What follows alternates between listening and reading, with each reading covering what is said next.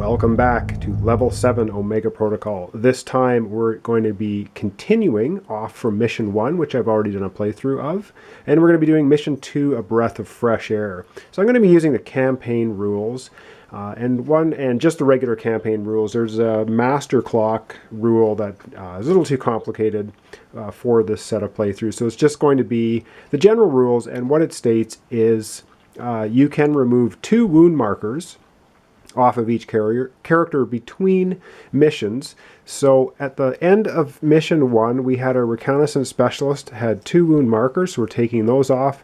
Our team leader had 1 wound marker, and unfortunately our rifleman didn't make it. Didn't want to spoil that for you, but if you want to watch mission 1, you can see that I have an entire playthrough done on my channel, and you can go ahead and watch that. The other thing you can do is you can change out up to 3 points worth of kit cards, and the point values are in the bottom left corner.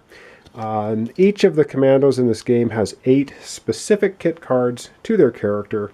I did not change out the team leader's kit cards or the reconnaissance specialist kit cards, but I have added now the heavy support specialist is going to join the team for mission 2.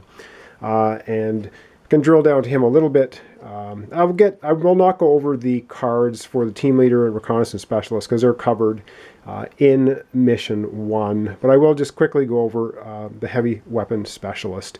And he has his M62 Bulldog, which is 3 black dice, 2 red dice for attacks, and a combat knife, 3 black dice. If his speed is 4 or higher, roll 1 additional red die when attacking with this weapon. His kit cards, I picked all special kit cards for him. Strafing fire basically means when attacking with the M62 on your turn, you can make an additional free attack as part of the same action. You can attack the same target or a second target within 2 spaces of the first, as long as the second target is also in your line of sight and the M62's range. When you use strafing fire, remove 1 black die from each attack roll before rolling. He also has enhanced servos, and that's a no cost. The adrenaline cost would be in the lower right if there was one. His enhanced servo say if you choose not to move during your turn, add 1 black die to your attacks you make with your M62 during that turn. Now for a cost of 1 adrenaline, it has armor piercing rounds. If attacking with your M62, lower the range defense stat of your target by 1 for 1 attack. That would cost him 1 adrenaline to do. And advanced armor upgrade, also costing 1 adrenaline if he wants to use it, and it's an interrupt, and it's gain +2 range defense or +2 melee defense against 1 enemy attack, and it says use at any time. So that is the commando that's going to be joining us for the mission. So we have 3. Again, I'm just going to be using the little mini dice here to designate who goes first, who goes second, who goes third. And now we'll go over to the main board, take a look at the setup a little bit, then we'll look at the Overseer Command Center, their layout, and after that I'll read a little bit about the intro to Mission 2, and then next time it will be on to Turn 1, the Commandos. Okay, so this is the bottom portion of the setup for the second mission, Breath of Fresh Air. I have the heavy weapon specialist here, I have the team leader here, and the reconnaissance specialist in the front next to the door right here. And so again, we have the room stacks placed in each room. And I'll just pan up a little bit here. At the very top, we have the time tracker. Now I've laid out both of them.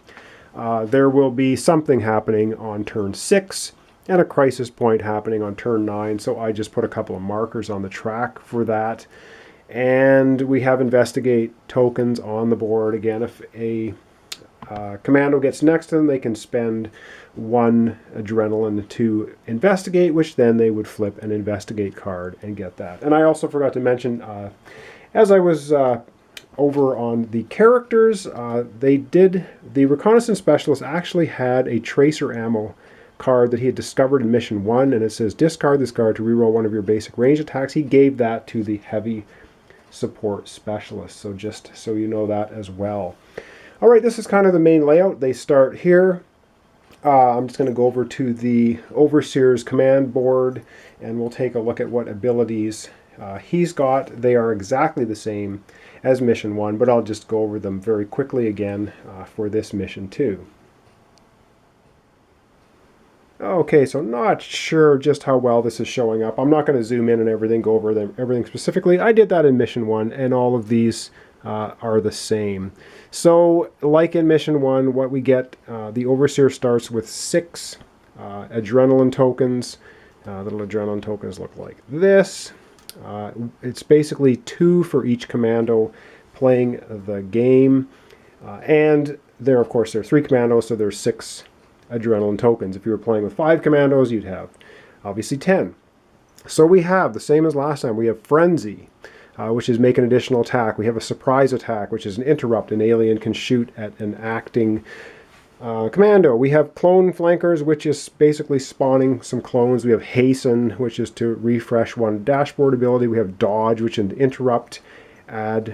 Make a commando reroll his attack dice. Clone Reinforcements means we can add more clones to the board, and we have accelerated response, which this costs 10, but you can refresh every other dashboard ability. We have Cave In, which costs 10. You can drop the ceiling down on your commandos at specific places. It is an interrupt, can be used on the commando's turn. I know in Mission 1 I was using it on the Overseer's turn. I will try not to do that this time. I think it probably should be used only during an interrupt action instead of its own action. Anyway, I will try to remember to do that. And we have Charge, which basically means an enemy can move double its speed. And speaking of enemies, because we have clones, let's just take a quick look. Again, we're going to be seeing warrior clones. And again, they have a movement of 6. They have 3 range defense, 3 melee defense, 1 health point. It costs them 1 adrenaline to activate their combat action, which is a move and attack. This figure does not take damage from peril spaces. And peril spaces are special icons on the board that I don't believe are in this mission, so we're not going to worry about it. He's a clone, and he's sure-footed, which means he does not take extra movement to walk over hazardous or terrain that is rough to traverse. I'm losing my mind here, but anyway, it's rough terrain. He does not lose movement points to go over it. He has a coil gun, which is 3 black dice, and Seeker ability. If he doesn't move on his when he's activated for his turn, he can make an attack against any target within the range of the weapon, ignoring line of sight. So that's our warrior clones. And again, just to recap quickly, the warrior clone looks like this. He's got his little blaster gun, his little coil gun on him. Kind of a cool little miniature. Alright, and lastly, for the clones, we have the rogue clone. He's basically a melee unit. Again, upper right, 1 health, 1 adrenaline to activate his move. Attack, he has 6 speed, 4 range defense, 4 melee defense. A little bit tougher. This figure does not take damage from peril spaces, and when the figure moves, the Overseer can spend 1 adrenaline to allow it to pass through the same space as a non-friendly figure. So it can actually move through enemy spaces at a cost. It has stealth, which means it cannot be targeted by a commando if it is more than 4 spaces away, and it is sure-footed, which means it doesn't take penalties for walking across rough terrain, and its claws is just a melee attack, 3 black dice. And okay, so here we have our commandos beginning on this big space here. This is their entry point, and you can put them anywhere in the room at the start of Mission 2. I put them right in front of the door. Again, the reconnaissance specialist, the team leader behind him, and the heavy beside the team leader.